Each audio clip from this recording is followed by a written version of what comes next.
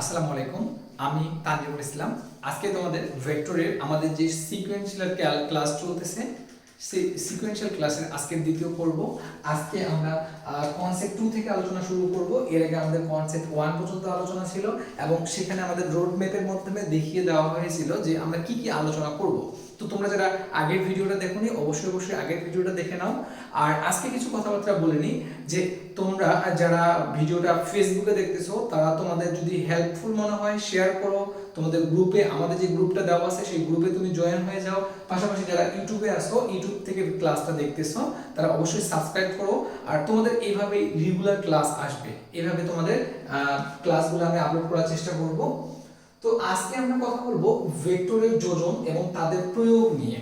ভেক্টরের যোজন এবং তাদের প্রয়োগ নিয়ে আলোচনা করতে গেলে প্রথমে যেটা আসে সেটা হচ্ছে ভেক্টরের যোজনের যে সূত্র বা নিয়মগুলা। দেখো, ভেক্টরের যোজনের আমরা জানি মোটামুটি 5টা সূত্র আলোচনা করি। সাধারণ সূত্র, ত্রিভুজ, বহুভুজ, সামান্তরিক এবং হচ্ছে উপাংশ সূত্র।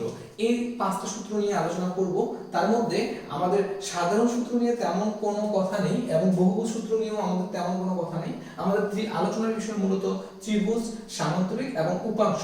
তার মধ্যে ভার্সিটির জন্য এখান থেকে তেমন ম্যাথ নেই বললেই চলে, অল্প কিছু আলোচনা হবে। বাট সামান্তরিক সূত্রটা আমাদের ভার্সিটির জন্য খুবই গুরুত্বপূর্ণ একটা অংশ। এখান থেকে প্রচুর কোশ্চেন হয়ে থাকে। পাশাপাশি আমরা উপাংশ সূত্রটা আলোচনা করব, যেটা বলতে পারো যে ইঞ্জিনিয়ারিং এর জন্য বেশি গুরুত্বপূর্ণ। এখান থেকে ভার্সিটিতে তুলনামূলক কম কোশ্চেন হয়ে থাকে। ইভেন ইসাক স্যারের বইয়ে এখানে তেমন কোনো আলোচনা নেই। আমরা চলে আসি ত্রিভুজ সূত্র। দেখো, ত্রিভুজ সূত্রে আমরা জানি যে তোমার হচ্ছে সংজ্ঞাটা আমরা পড়বো। ত্রিভুজ সূত্রের বিষয়টা আমরা জানি যে এ বাহু এবং এটা যদি বি থেকে সি বাহু হয় তাহলে তৃতীয় বাহুটা হবে তাদের লব্ধি, এই দুটোর যোগফল। এগুলো আমরা সবাই জানি। এবং এই দুইটার যদি আমরা এই দুইটার পাশাপাশি যদি তিনটাকে একই ক্রমে প্রকাশ করি, এটা এ, এটা বি এবং এটা সি, এবং ঘুরে যদি আগের জায়গায় আসে তাহলে আমরা তাদের লব্ধি বলে থাকি 0। তার মানে ত্রিভুজের তিনটি বাহুকে যদি একই ক্রমে প্রকাশ করা হয় তাহলে তাদের লব্ধি হয় 0। এটা ইউনিভার্সিটিতে আসা কোশ্চেন এবং এটা গুরুত্বপূর্ণ। এই কথাটা আমরা মনে রাখবো। ওকে, আচ্ছা, এটার পরে এখানে যে কথাটা আমরা মনে রাখবো যে ঘড়ির কাঁটার দিকে যদি কোনো কিছু ঘুরে তাহলে সেই ক্লকওয়াইজ যেটা, সেটাকে আমরা বলবো হচ্ছে নেগেটিভ। কারণ তুমি একটা জিনিস খেয়াল করো, ঘড়ির কাঁটার দিকে যদি ঘুরে নেগেটিভ এবং ঘড়ির কাঁটার বিপরীত দিকে পজিটিভ।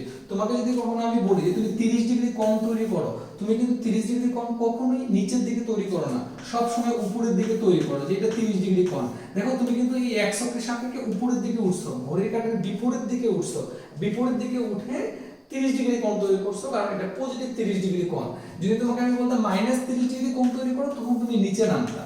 যাদের এটা নিয়ে উলটপালট হয় তাদের জন্য এটা এইভাবে ব্যাখ্যা করতেছি যে তোমাকে 30 ডিগ্রি, 20 ডিগ্রি, 10 ডিগ্রি, 60 ডিগ্রি কোণ তৈরি করতে গেলে সবসময় তুমি উপরের দিকে করো। তার মানে ঘড়ির কাঁটার বিপরীত দিকে, কারণ ঘড়ির কাঁটার বিপরীত দিকে হচ্ছে ঋণাত্মক, আর ঘড়ির কাঁটার দিকে হচ্ছে ঘড়ির কাঁটার বিপরীত দিকে ধনাত্মক, আর ঘড়ির কাঁটার দিকে হচ্ছে ঋণাত্মক।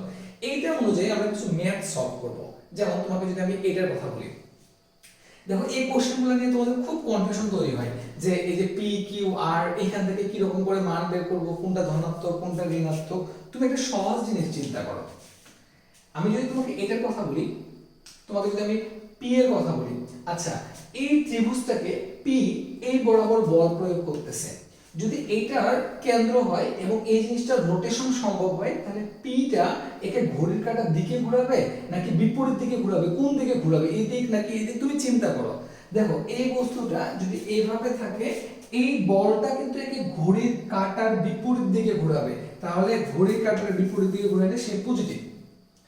তুমি কিউ এর কথা চিন্তা করো, কিউ কিন্তু এটা এবং এটা কিন্তু এই বরাবর বল প্রয়োগ করতেছে, এই বস্তুটাকে কিন্তু এইভাবে ঘোরাবে। যদি এটা এইভাবে ঘোরায় তাহলে এটা নেগেটিভ হবে। কেন নেগেটিভ হবে? কারণ ঘড়ির কাঁটার দিকে নেগেটিভ, আর কিন্তু নিচের দিকে, তাহলে সেও নিচের দিকে, মানে এই জিনিসটাকে এইভাবে ঘোরাবে নেগেটিভ, তাহলে -r=0। দেখো, আমরা এইভাবে উত্তরের কাছাকাছি খুব দ্রুত পৌঁছাইতে পারবো। আমি তোমাদের কিছু ম্যাথ সলভ করে দিই, আরো তোমরা বিষয়টা ক্লিয়ার হয়ে যাবে। যেমন ঢাকা ইউনিভার্সিটিতে আসা এই প্রশ্নটা আমরা সলভ করি, r = p - q। দেখো, তুমি যদি বুঝতে পারো বুঝো, বাট আমি ইন জেনারেল সলিউশন দিচ্ছি যে যাদের এগুলো বুঝতে সমস্যা হয়। তুমি একটা জিনিস খেয়াল করো তো, তুমি উত্তরগুলোর দিকে তাকাও। আচ্ছা, এটার অ্যানসার সি ছিল, আমরা সিটাকে নিয়ে আলোচনা শুরু করি। তুমি একটু দেখো তো যে ওই আগের মতোই ত্রিভুজটাকে পি এই বরাবর বল প্রয়োগ করলে এই বরাবর ঘুরবে, তার মানে পিটা হচ্ছে পজিটিভ। এরপরে কিউটা এই দিকে ঘড়ির কাঁটার দিকে মাইনাস, আরটা ঘড়ির কাঁটার দিকে মাইনাস। এইভাবে যতগুলা বল থাকবে ত্রিভুজ, চতুর্ভুজ বা বহুভুজে তুমি সবগুলাই লিখবা, যতগুলো থাকবে সব শেষ হয়ে গেলে ইকুয়াল 0। তুমি একটা জিনিস খেয়াল করো, এই যে এইটা লেখার পর তুমি কোশ্চেনের দিকে তাকাও, আরটা এক পাশে বাকি দুটো এক পাশে, আরটাকে সমান সমান দুই পাশে নিয়ে গেলে মাইনাসটা প্লাস হয়ে যাবে। তাহলে কি আমি এটা লিখতে পারি না, আর সমান সমান p মাইনাস q। দেখো এটা কিন্তু লেখা যায়, আর এটা যদি লেখা যায় তাহলে কোশ্চেনের সঙ্গে মিলে গেছে, বাকিগুলো মিলবে না। আমি তোমাকে বুঝাচ্ছি দেখে তোমার কাছে মনে হতে পারে যে এটা তো সময় লাগতেছে, বাট তুমি একটা জিনিস খেয়াল করো, এই জিনিসগুলো দেখলেই তুমি বুঝতে পারবা। p ঘড়ির কাঁটার বিপরীত দিকে পজিটিভ, p ঘড়ির কাঁটার বিপরীত দিকে প্রথমটা, এটা চেক করো, ঘড়ির পজিটিভ p, কিউটা ঘড়ির কাঁটার বিপরীত দিকে পজিটিভ, আর আরটা ঘড়ির কাঁটার দিকে তাহলে নেগেটিভ, ইকুয়াল টু আর ইকুয়াল টু 0। তাহলে আরটা পাশে পাঠিয়ে দিলে আর সমান সমান p প্লাস q। এটা কি কোশ্চেন না, এগুলো কিন্তু সময় লাগবে না, তুমি চেক করতে পারবা ইজিলি, যেমন পরের সলিউশনটা ওইভাবে আসবে। তাহলে এই জিনিসগুলোর ক্ষেত্রে সহজ উপায় হচ্ছে ত্রিভুজটার ওই বাহুটা ত্রিভুজটাকে ঘড়ির কাঁটার দিকে যদি ঘোরায় তাহলে আমরা নিব নেগেটিভ, ঘড়ির কাঁটার বিপরীত দিকে ঘোরালে নিব আমরা হচ্ছে পজিটিভ। এভাবে পুরো লাইনটা লিখবো, এরপর কোশ্চেনের সঙ্গে মিলাবো, উত্তর পেয়ে যাব। আচ্ছা, এটা একটা শর্টকাট, যেটা অ্যাকচুয়ালি আমাদের যে হায়ার ম্যাথ আছে, হায়ার ম্যাথের বলবিদ্যা টপিকে এটা আলোচনা হয়। তো এখানে এই শর্টকাট আকারে মনে রাখো যে সমবাহু ত্রিভুজের ক্ষেত্রে তোমার যদি লব্ধি বের করতে বলে, সেটা সমবাহু বলা থাকতে পারে, বাহুগুলোর মানে 120 ডিগ্রি বলা থাকতে পারে।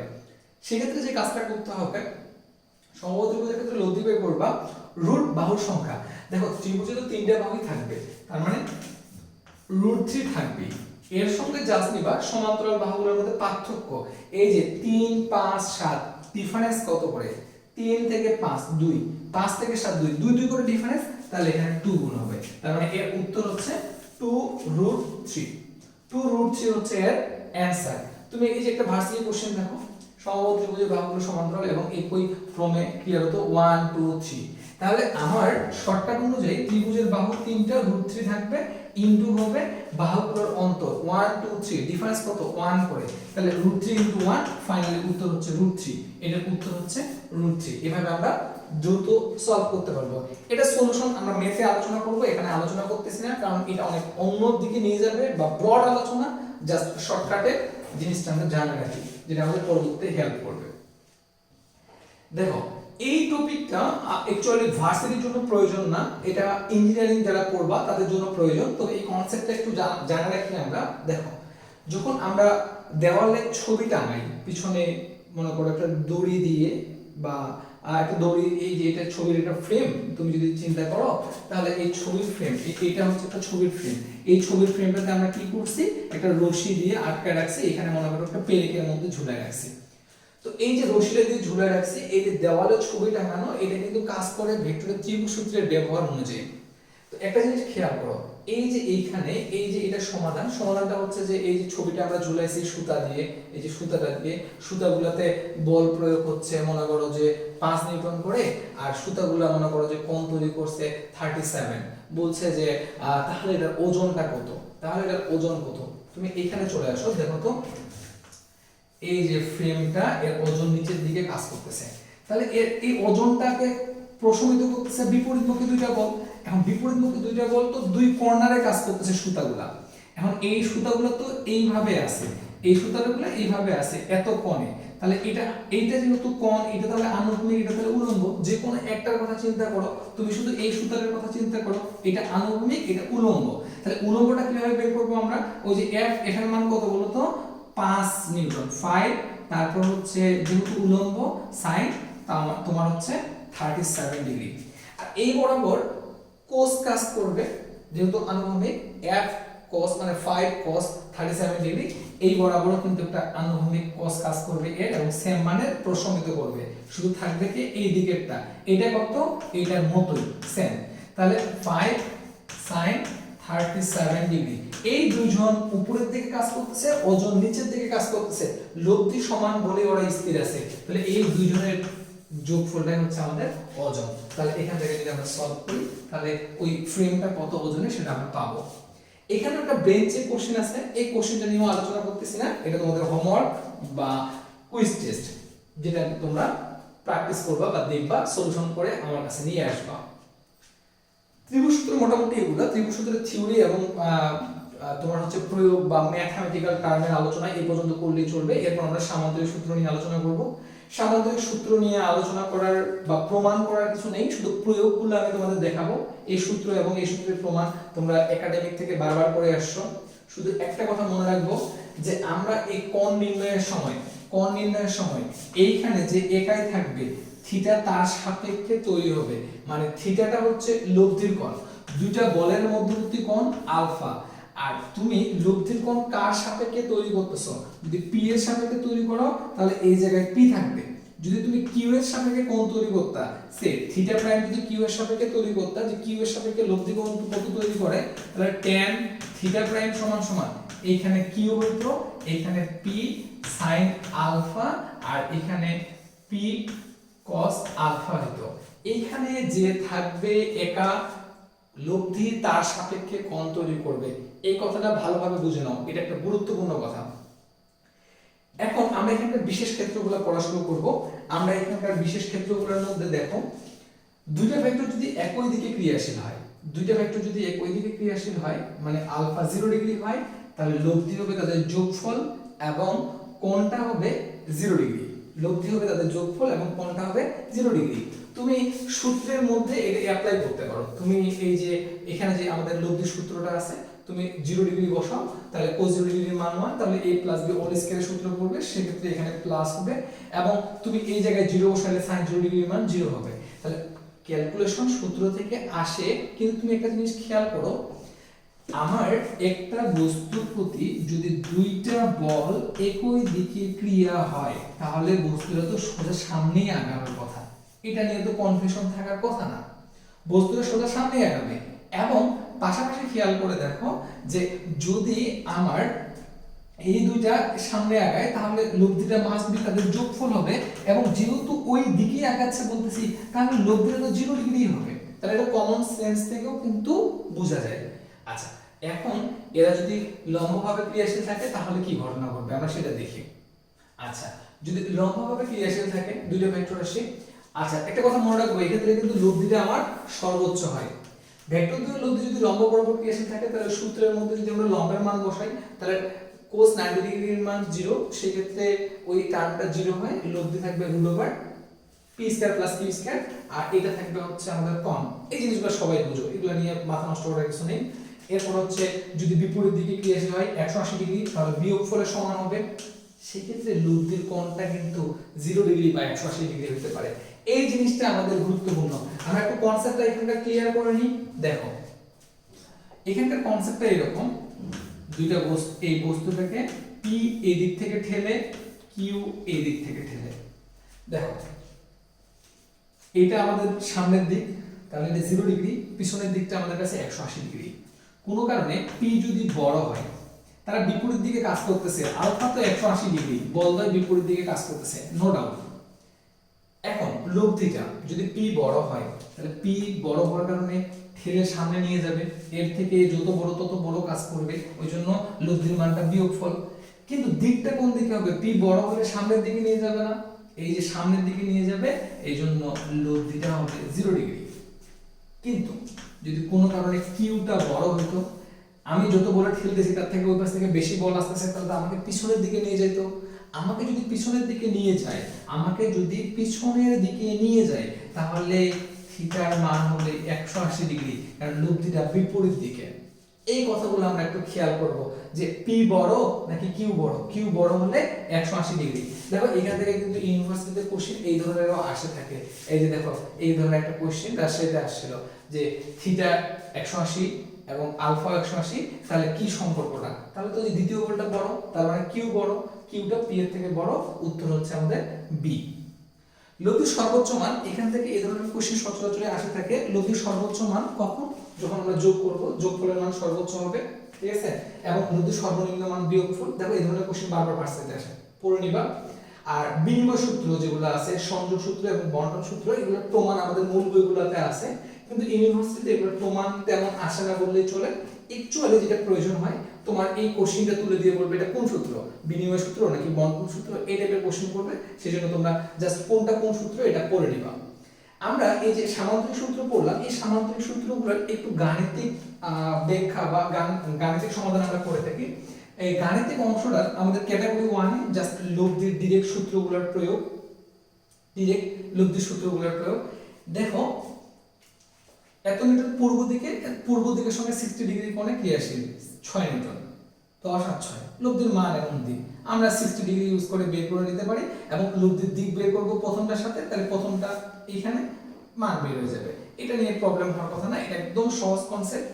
আচ্ছা, যেমন এখানে আমাদের হচ্ছে একটা বলা আছে যে 10 নিউটন এবং 15 নিউটন এক্স অক্ষের সঙ্গে 10 নিউটন, এই যে 10 নিউটন এক্স অক্ষের সঙ্গে 30 ডিগ্রি কোণ তৈরি করতেছে, এবং 15 নিউটন এক্স অক্ষের সঙ্গে 60 ডিগ্রি কোণ তৈরি করতেছে, এক্স অক্ষের সঙ্গে 60 ডিগ্রি কোণ। তো আমরা সূত্রে যেটা বসাই সেটা বলদ্বয়ের মধ্যবর্তী কোণ। এখন 10 যদি 30 ডিগ্রি কোণ তৈরি করে আর 15 যদি 60 ডিগ্রি কোণ তৈরি করে, তাহলে তাদের মধ্যবর্তী কোণটা কত? 60 মাইনাস 30, যেটাকে আমরা 30 ডিগ্রি বলি। এইটা হচ্ছে বলদ্বয়ের মধ্যবর্তী কোণ, এটা ইউজ করব। জাস্ট এইখান থেকে এই অঙ্ক থেকে এই জিনিসগুলো ক্লিয়ার থাকবে। এই ধরনের কিছু ভার্সিটিতে কোশ্চেন আসে, কোশ্চেনগুলো আমরা সলভ করব। এই যে লব্ধির কোণ নির্ণয়ের এই অঙ্কগুলো আমরা করতে পারি, ঠিক আছে।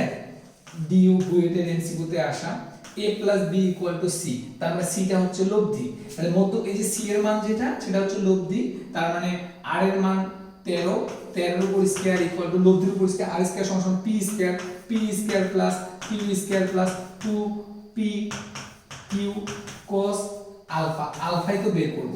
এভাবে সমাধান করতে পারো।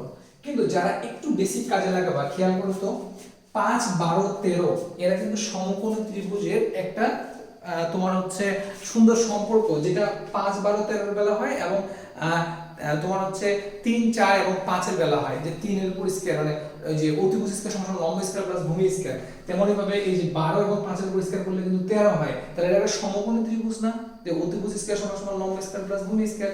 যেহেতু সমকোণী ত্রিভুজ, তাই এদের মধ্যবর্তী কোণটা হবে 90 ডিগ্রি। এই যে আমরা 90 ডিগ্রি ভাবে বলতে পারি, এভাবে আমরা 90 ডিগ্রি বলতে পারি। এটা একটা আমাদের শর্টকাট বলতে পারো।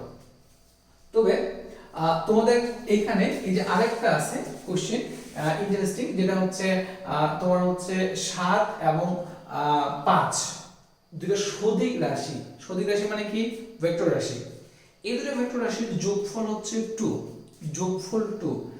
কেউ কেউ কনফিউজ হতে পারে যে যোগফল কেমনে 2 হয়, 7 আর 5 এর যোগফল তো 12 হওয়ার কথা, বাট 2 মানে এখানে যোগফল কথাটা ইউজ করা হয়েছে লব্ধি অর্থে। 7 এবং 5 এদের লব্ধি হচ্ছে 2। যদি 2 হয় তাহলে এদের মধ্যবর্তী কোণ কত? তুমি যদি লব্ধি সূত্র অ্যাপ্লাই করতে পারো, যে লব্ধির জায়গায় 2 বসাবা, r স্কয়ার সমান p square plus q square plus 2p cos alpha. অথবা তুমি একটা কাজ করতে পারো, এই 7 এবং 5 কখন 2 হবে? যখন বিয়োগ করব। আর দুইটা ভেক্টর রাশি কখন বিয়োগ করি? যখন তারা বিপরীত দিকে ক্রিয়াশীল, তার মানে তাদের মধ্যবর্তী কোণ যখন 180 ডিগ্রি। তাহলে বলদ্বয়ের মধ্যবর্তী কোণ কত? 180 ডিগ্রি। উত্তর কত? পাই। তাহলে আমরা এটা ওই শর্টকাট বা ওই কনসেপ্ট দিয়ে এটা সলিউশন টানতে পারি। ব্রেইন চেক তোমাদের হোমওয়ার্ক, এটা নিয়ে সলিউশন হবে না, বা আমি এখন সলিউশন বলবো না, ঠিক আছে। এখন লব্ধির সর্বোচ্চ মান 0 ডিগ্রিতে যোগফল, সর্বনিম্ন মান 180 ডিগ্রিতে বিয়োগফল, তারপর হচ্ছে 90 ডিগ্রিতে √x² + y², আর থিটা সমান tan ইনভার্স q ভাগ p।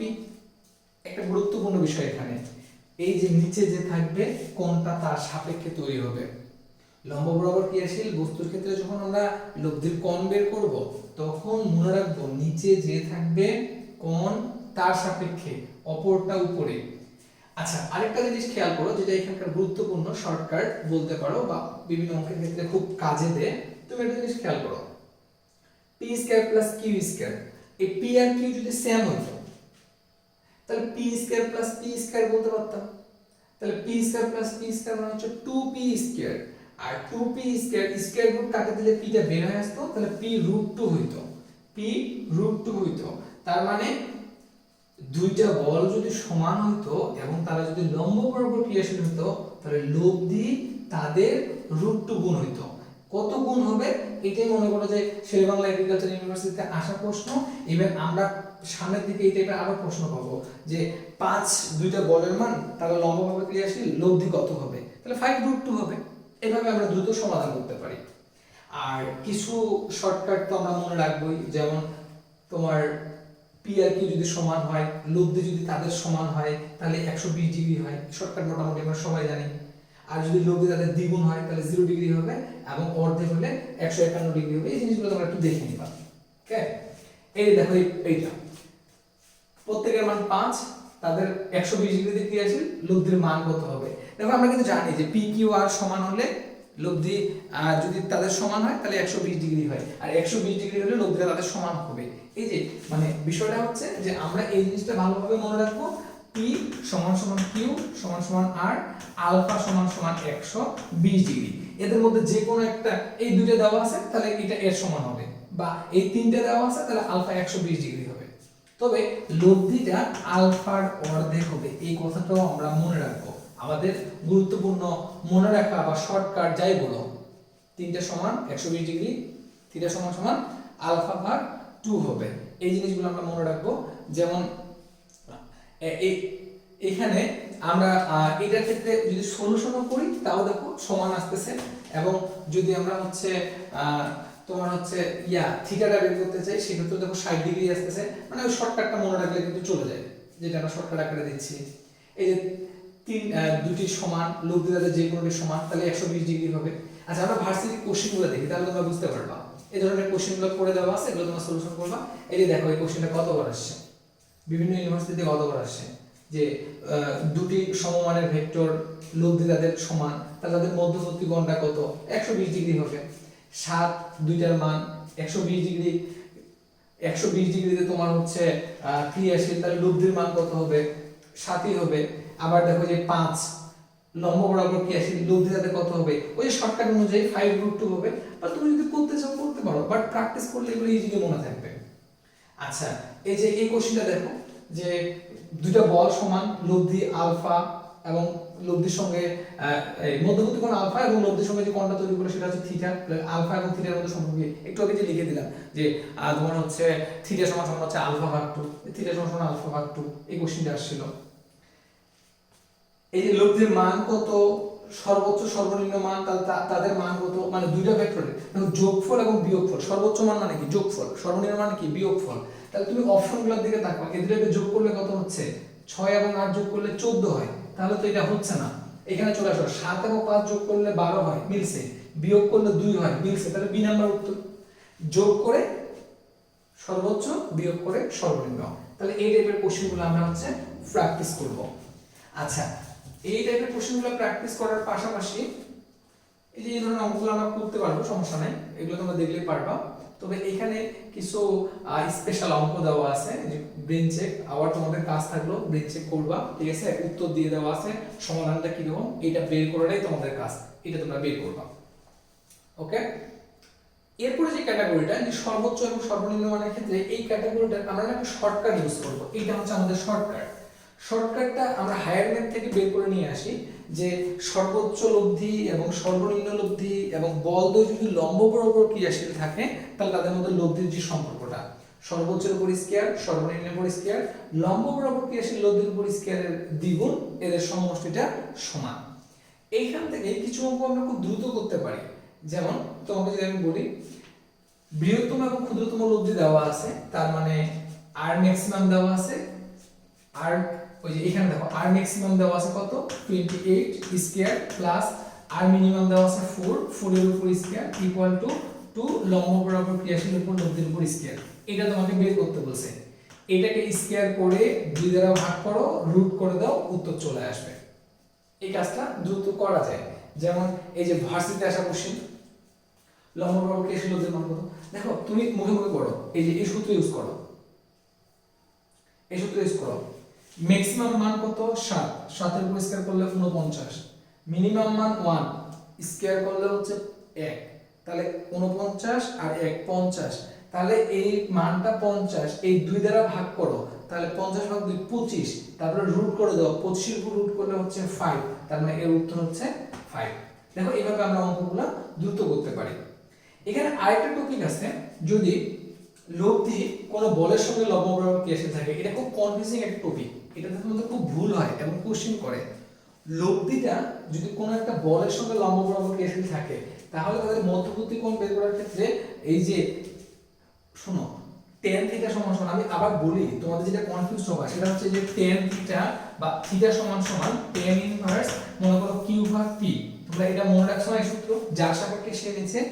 দেখো এইটার বেলা p ও q এর মধ্যবর্তী কোণ, p এবং q এর মধ্যবর্তী কোণ 90 ডিগ্রি, বা তুমি বলতে পারো আলফা 90 ডিগ্রি।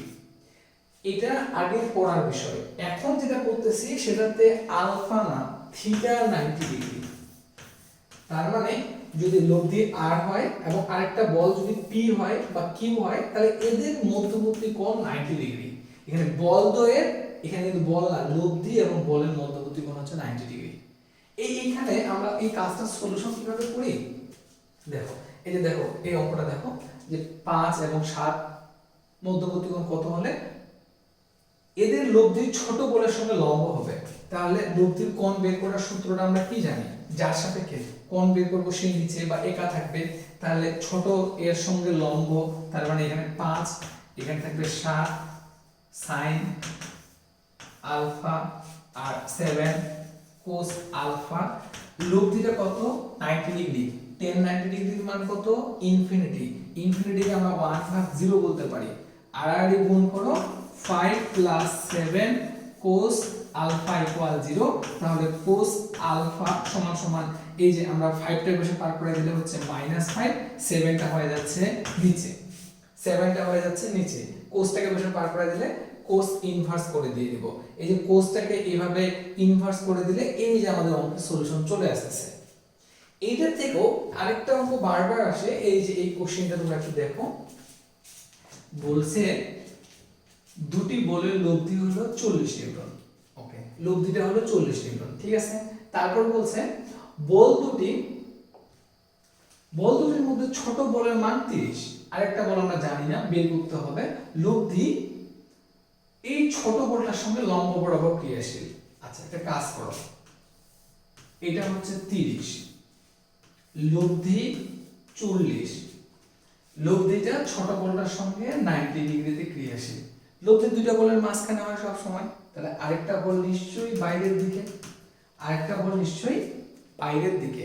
তাহলে ওইটা আমরা বের করব। ধরে নাও ওইটা যে কোনো ধরে নিতে পারো, ধরে নাও কিউ।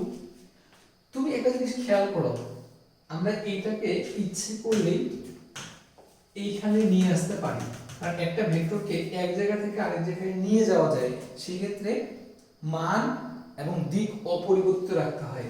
তাহলে এই কিউটাকে আমরা এইখানে যদি চিন্তা করি, তাহলে এটা একটা সমকোণী ত্রিভুজ, কিউটা হচ্ছে অতিভুজ, অতিভুজ স্কয়ার সমান সমান লম্ব স্কয়ার প্লাস ভূমি স্কয়ার √। তাহলে এইটাকে যদি আমরা স্কয়ার করে রুট করে দিই, তাহলে এর উত্তর আমরা ডাইরেক্ট পেয়ে যাচ্ছি। শর্টকাট। তুমি যদি ডিটেইলস সলিউশন চাও, তাহলে যেহেতু লব্ধির সঙ্গে এটা 90 ডিগ্রি, তাহলে ওই যে সূত্র ফেলাবা, সূত্র ফেলায় cos আলফার মান বের করে নিবা, এবং এই cos আলফার মানটা যে লব্ধি সূত্র r স্কয়ার সমান p square plus q square 2pq cos alpha এই মানটা বসাই দিয়ে সমাধান করবা। এটা হচ্ছে ডিটেইল সলিউশন। আর শর্টকাট করতে চাইলে তুমি এইভাবে দ্রুত এই অঙ্কটা সলিউশন করতে পারো। ওকে, এরপরে চলে আসো পরের টপিক। পরবর্তী টপিক আমাদের বৃষ্টি এবং ছাতা ধরার অঙ্ক। বৃষ্টি এবং ছাতা ধরার অঙ্কের দুইটা পার্ট করব আমরা, একটা ইউনিভার্সিটি সেকশন আর একটা হচ্ছে ইঞ্জিনিয়ারিং সেকশন। আমরা ইউনিভার্সিটি যে আলোচনাটা, সেই আলোচনাটা এখন করব। ইউনিভার্সিটির এই সেকশনের এই আলোচনাটাতে দেখো খুব সহজভাবে একটা জিনিস মনে রাখবো আমরা, যেহেতু ভার্সিটিতে কোশ্চেন তেমন একটা ঘুরিয়ে দেয় না, ডিরেক্ট দিয়ে দেয়, এই জন্য আমরা মনে রাখবো যে বৃষ্টি থেকে রক্ষা পাওয়ার জন্য আমাকে উলম্ব তলে ছাতা ধরতে হয়। বৃষ্টি যদি সোজা পড়ে এর সাপেক্ষে ছাতা ধরতে হয়। ডিরেক্ট মনে রাখবো যে ছাতা ধরার ক্ষেত্রে